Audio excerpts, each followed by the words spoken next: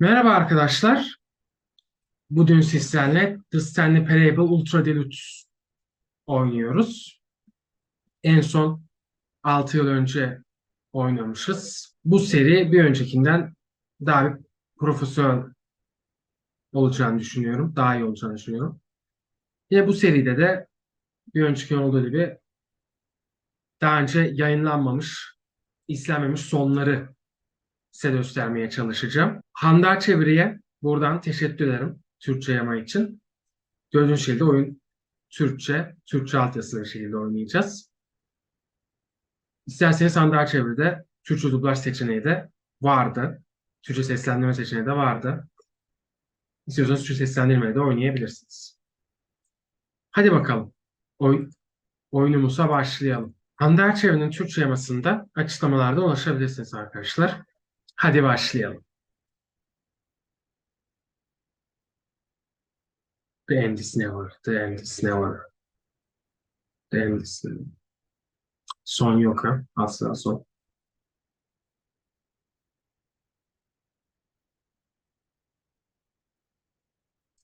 Where he was employee number 427. Employee number 427's job was simple. He sat at his desk in room 427 and he pushed buttons on a keyboard.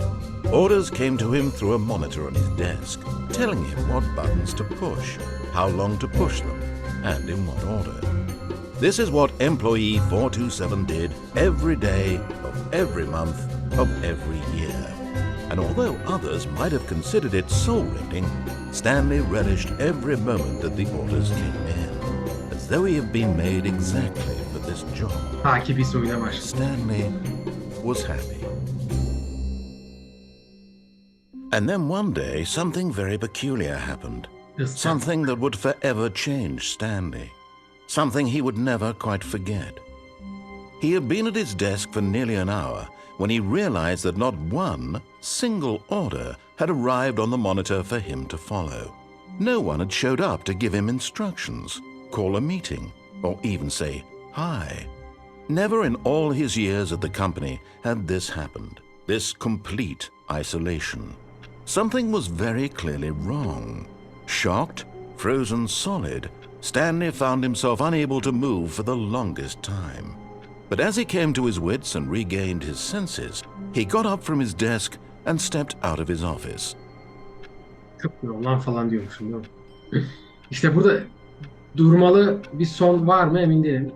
Kapıyı kapatmalı bir son vardı sanırsam. Onu önceki serimden veya YouTube'dan bulabilirsiniz. Bense Ultra Deluxe olduğu için biraz Ultra Deluxe şeyler göstereyim ha.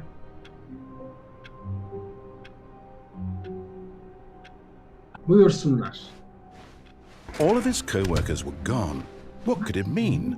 Stanley decided to go to the meeting room. Perhaps he had simply missed a memo. Evet, belki de bir notu unutmuştur. Bakalım bir not mu unutmuşuz? Biraz bir hani oyunun ilk bölümdeyiz yani. Biraz narrator anlatıcı. Ben narrator diyeceğim bundan sonra. Narrator'ın dediğini bir yapalım değil mi? When Stanley came to a set of two open doors, he entered the door on his left.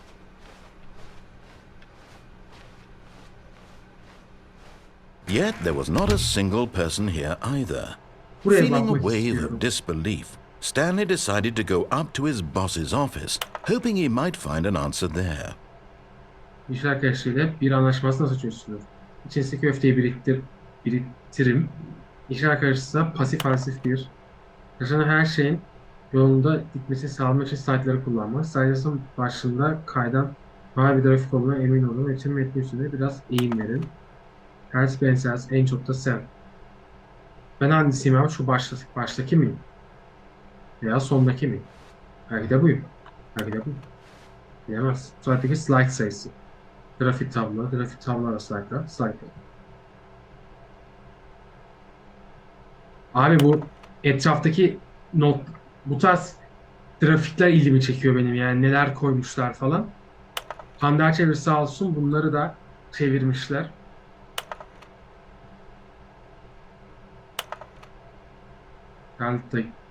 Patron ve dakikasında patron sevdiği en sevdiğiniz 20 şeyi daire içine alın.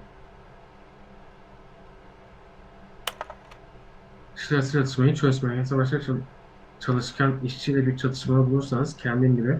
Fakat çatışmaya daha çok meyilli, çatışma başlatan türden biri falan geliyor. Siz okuyorsunuz zaten şu an muhtemelen. Durdurup. Yani benim sesli okumamdan rahatsız oluyorsanız videoyu durdurup da siz kendiniz de okuyabilirsiniz. Ben pek yetişemiyorum ama daha az konuşun. Terfi atılma beklentisi olmadan her zaman inanılmaz derecede şaşırtıcı işler yapın ve kovulmayın. Kovulmamak için kovulmamak lazım tabii ki. 2-3 ayda bir olan iş incelemesi daha az inceleme lazım. Çocuklu saati günü. Gençler arasındaki boşluk çok fazla. Gençler biyografiğin boyutu tükürtüsüne bir şeyler atın. Abi ya.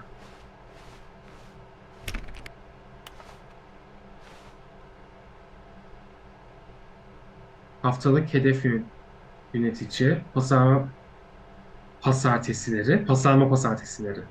Son verme salıları. Paramız bitti çarşambaları. Bir şey birleşmeler.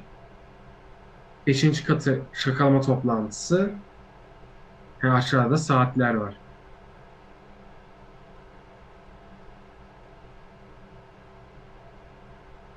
Sakın yasa tahtası görevlisine danışmanı değiştirmeyin. Ha. Ruhuna Fatih'e Frans mı? Öldürdünüz mü adamı? Acaba bir şey değiştirip de böyle bir son olması falan. Kazançlı değil ha. Standart grafik sinici hedefler. Krize süper dolabından çıkarın. Süper dolabı sonu da vardı arkadaşlar biliyorsunuz. Burada bir şeyler karalanmış. Derece, derece dünde kaldı. Yarın ise şimdi. Hadi bakayım. Ve Şim'in numarası yok herhalde.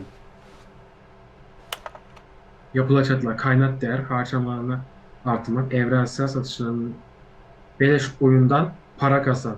İşte bu. Şuna benim yaptığım o falan diyormuşum değil mi? Ama aslında bu oyun beleş değil yani. İnsan ne istiyor? Bir şeyler, para, daha fazla para. İşler ama para. Bir de satın alınabilecek daha fazla şey. Grafik tablo. Bir şeyler hakkında grafik tablo, para. Trendde ne var? Kar. Evet, devam edebiliriz. Kloset sanırsam burası. Oraya geçiyorum. Coming to a staircase, Stanley walked upstairs to his boss's office. Şurası boş değil mi abi ya? Hiç açılmadı yani. Ortada da var mı acaba orayı açmanın bir yolu? Selam.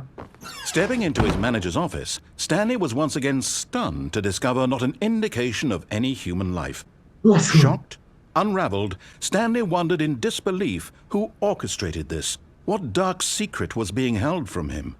What he could not have known was that the keypad behind the boss's desk guarded the terrible truth that his boss had been keeping from him. And so the boss had assigned it an extra secret PIN number. 2845. But of course, Stanley, yet incredibly, by simply pushing random buttons on the keypad, Stanley happened to input the correct code by sheer luck. Amazing. He stepped into the newly opened passageway. Aman tanrım. Nereye gidiyoruz?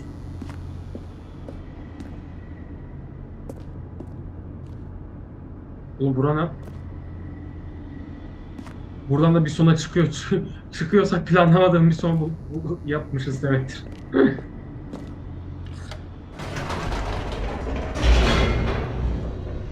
Hadi inelim bakalım aşağı. Bakalım anlatışı bizi nereye götürüyoruz. Descending deeper into the building, Stanley realized he felt a bit peculiar. It was a stirring of emotion in his chest, as though he felt more free to think for himself, to question the nature of his job. Why did he feel this now, when for years it had never occurred to him? This question would not go unanswered for long. Yok be, ben bunun cevabını almak istemiyorum abi. Bay bay.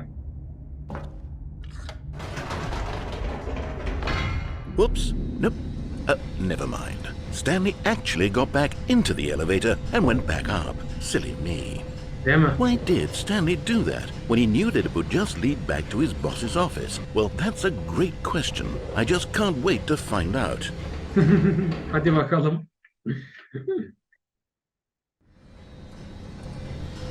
Şöyle dönüyoruz sanırsam veya ben yükleniyorken mouse'u hareket etmem etkiliyor sanırsam.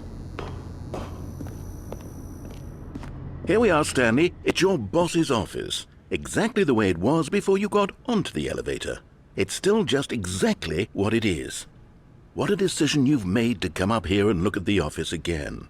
This has fleshed out the plot of the story in new and fascinating ways I could have never anticipated. It's that keen eye for storytelling that you have, an incisive rapid fire of critical plot points, one after the other, weaving a rich tapestry of uncompromising narrative. Wow!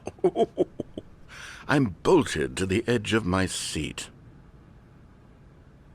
Geriye dönemiyoruz değil mi? O zaman yapacak bir şey yok arkadaşlar. Gidiyoruz.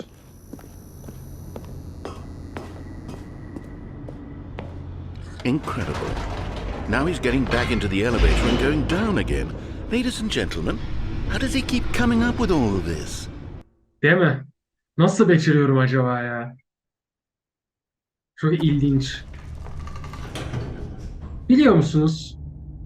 Bundan sonrasının nasıl olacağını saatini hepimiz biliyoruz. Hadi yukarı çıkalım. Belki bir şey değişmiştir.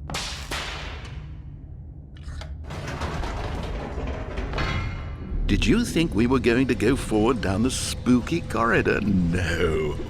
It's time once again to go back up in the elevator.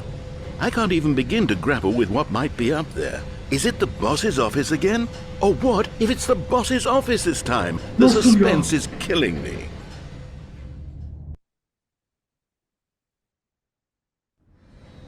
Ya patron ofisi olursa? Hayır, patron ofisi olmuyor.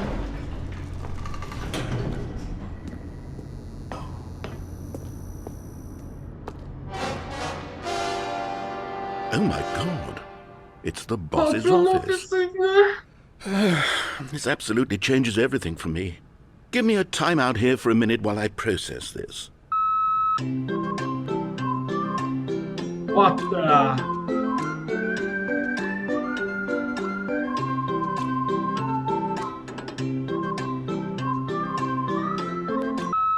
Okay, I'm ready. I'm prepared to embrace this stunning revelation and to move forward with... No! No, wait! No! I need more time to process. Abi. Virus değil.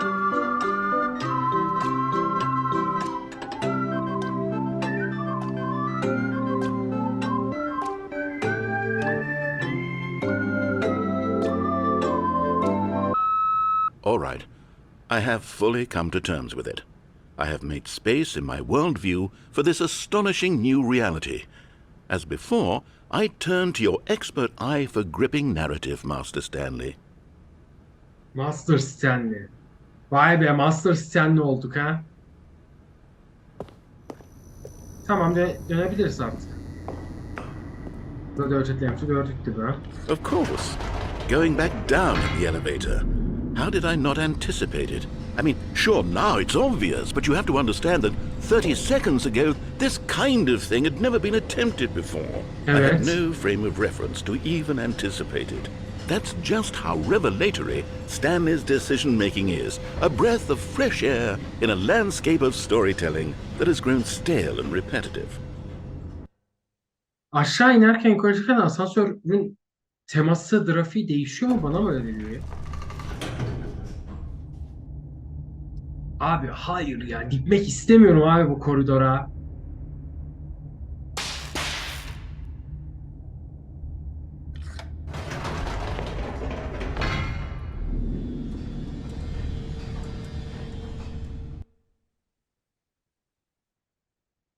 Bir şey söylemedi ama. You know what? I've just thought of something. Hold on, let's stop for a moment. Don't you realize? It's the anticipation, Stanley. You and I, we have no way of knowing what will be at the top of this elevator. But the suspense, The agony of waiting and anticipating and having to guess, that's the real thrill. Oh, I simply don't want to let that feeling go. It's so precious, so fleeting. Why don't we take this elevator ride nice and slow? Nice. There we go. Isn't this so much more exciting? You know, Stanley, it seems like nowadays the only thing that audiences want is to be shocked as loudly and frequently as possible. They want big, explosive moments flung right in their faces from the very moment that things get started. But where's the tension? Where's the trust in the audience to build a slow and nuanced appreciation for the story, the characters? Why aren't we given time to imagine the surprises, to have to think and to anticipate, and then to marvel at the eventual reveal? This is storytelling, Stanley. What you and I are doing right now. This is the most exciting narrative to be developed in years, and it's really all because of you. You're the one who took this bold step of revisiting the exact same locations over and over. Truly, I mean it. This is unique and different. It's not like anything else out there. You see, I want stories that surprise me, Stanley. I want to have to think. I want to be engaged and not pandered to. We're being fed such unimaginative drivel all the time, and we all know it, which is why we're so starved for content that makes us feel sharp and vital and alive. That's why people like you so much, Stanley, because you're not afraid to spit in the face of tradition. You're a role model, you know? People look up to you. Which is why, oh, I didn't know when to spring this on you, but, well, I've gathered a little press conference for you so that you can talk about your work and your storytelling and your life. Yes, I know you're not much for the public eye, but I thought it would especially mean a lot to the people who have been following you from the beginning. They really look up to you, Stanley. I don't know if you realize the impact you have on them. This is the kind of gesture that might leave a tremendous impact on them for the better. Oh, good, we're here.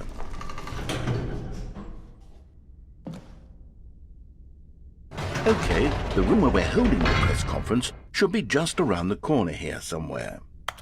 Geri dönemiyorum. Nasıl ya? Tüm dosya üzerinde.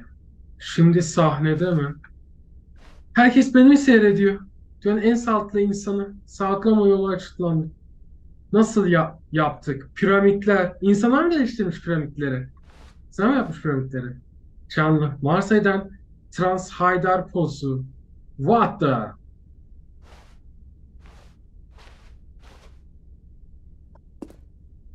Orada ben mi varım? Derdilerde. Hah, basın toplantısı mı? Ama ne konuşacağım? Ne açıklaması yapacağım? Dünya barışı bebeğim. Dünya barışı bebeğim. Ah, yes, here it is, just through this door. Sahne kapısı orada mı? Nasıl ya? Stanley Parable'ın Stanley'i. Bu akşam. Canlıda sahnede. Yakınlaştırma yapamıyor muyuz? The man, the process, the myth, the legend, the parable. Stanley from Stanley Parable. Vay be. Dünyanın ilk duyarlı makinesiyle soru cevap. Oğlum makineye duyduğumu getirdiniz. Vay be. Going Great, a conversation with Alexander the Great. İskender. İskender'le sohbet ha? All right, are you ready? I've told them you're going to speak a little bit about the nature of surprise in storytelling and what it means to craft a truly unpredictable narrative. Oh, don't worry, you'll do great. Just be yourself and speak from the heart. I'm really proud of you, Stanley. Okay, it looks like they're ready for you. Go get them.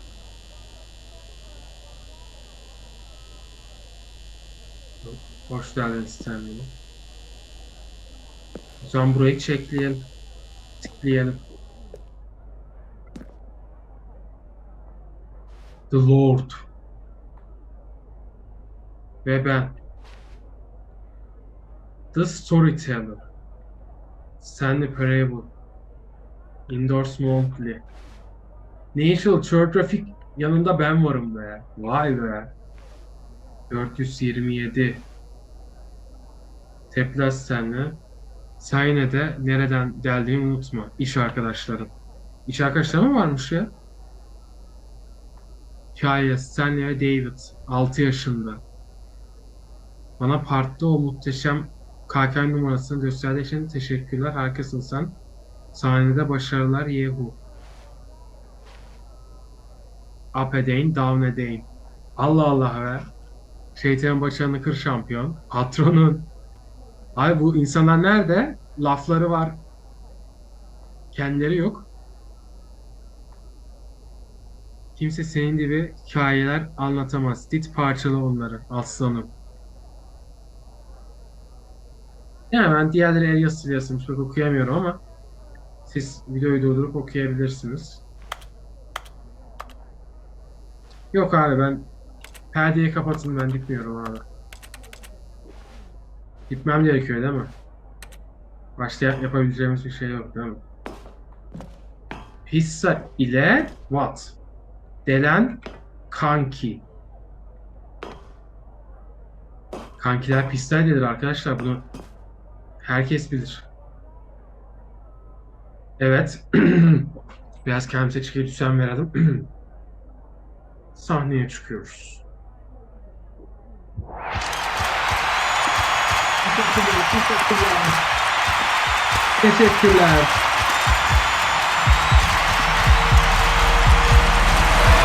Teşekkür ettiniz. Hiç olmasaydınız Allah'tan.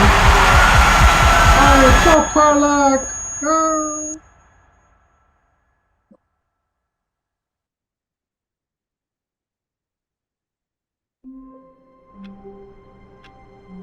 Bir sonumuzun daha sonuna geldik arkadaşlar. Basın toplantısı, basın konuşması yapmış olduk. Bakalım bir sonraki sonda neler olacak.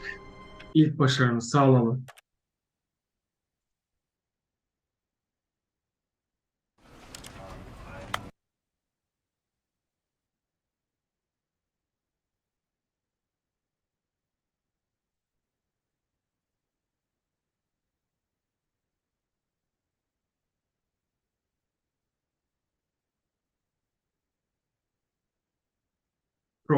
Cross. Devirdi.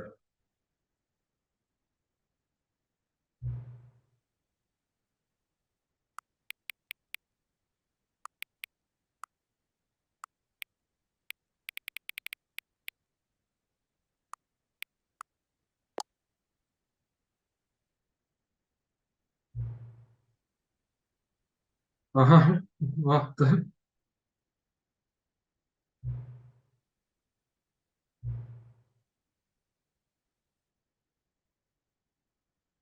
Hadi gerçekten yardım için teşekkür ederim. Ha. Rica ederim. Bunu isteyemiyor. Saat 12'de bırakıp bir diyorlar. Masaya yakın saat ayarlamayı sonra veriyorsun ve bunu takdir ediyorum. Teşekkürler. Bu yüzden biliyorum ki sen bu neyine önem veriyorsun, dikkat ediyorsun. Nereden saatin olup olmadığını bilmenin hiçbir yolu yok. Mu acaba? Farklı değişim. Seni bir anlaşma yapacağım. Çok işbirlikçi olduğu için oyunu bir daha başlattığında ve bu ekranı döndüğünde saati favori zamanına ayarla. Favori zamanı. Devam et. İstediğin zamanı seç. Doğru zaman olması da hak ettin bunu. Pekala. Şimdi oyunda ne isim vereceğim.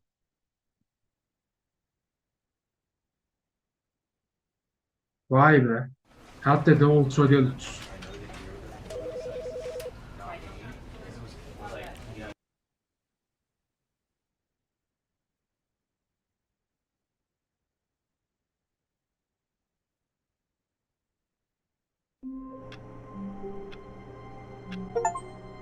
Ha, welcome back. Out of the game and then start the day. Get your first achievement. Award for getting bilmem ne. Ben oraya muhtemelen zoomlamışımdır arkadaşlar. Zoomlayabildiysem siz onları daha net görebilirsiniz. İlk başarımızı bu şeyle kazanmış olduk. Abi ya yani şimdi ileri, deri, sağ, sol, eğilme var. Sıplama neden yok? Sıplama neden yok? Sıplamak istiyorum. Sıpla.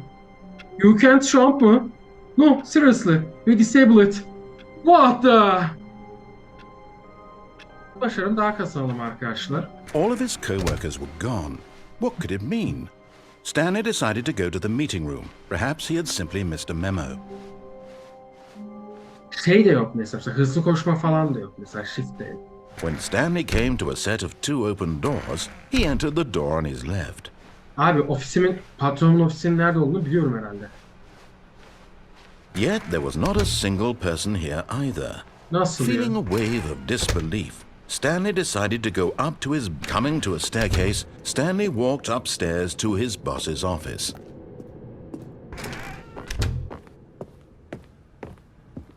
Stepping into his manager's office, Stanley was once again stunned to discover not an indication of any human life. Shocked, unraveled, Stanley wondered in disbelief who orchestrated this. What dark secret was being held from him? What he could not have known was that the keypad behind the boss's desk guarded the... Bir sonraki bölümde görüşünceye kadar kendinize çok iyi bakın. Videoyu beğendiyseniz beğenmeyi, aklınıza takılan tüm yorumları yorum kısmına bırakmayı ve önemlisi kanalıma abone olmayı unutmayın arkadaşlar. Sizin hissettiğiniz sayesinde bu içerikleri geliştiriyorum. Sizin verdiğiniz etkileşimler beni motive ediyor. Bir sonraki bölüme kadar kendinize çok iyi bakın. Şu anda ekranda bir önceki serinin oynatma listesi çıkmış olması gerekiyor. Oradan da bir önceki seriye ulaşabilirsiniz. Hoşça kalın.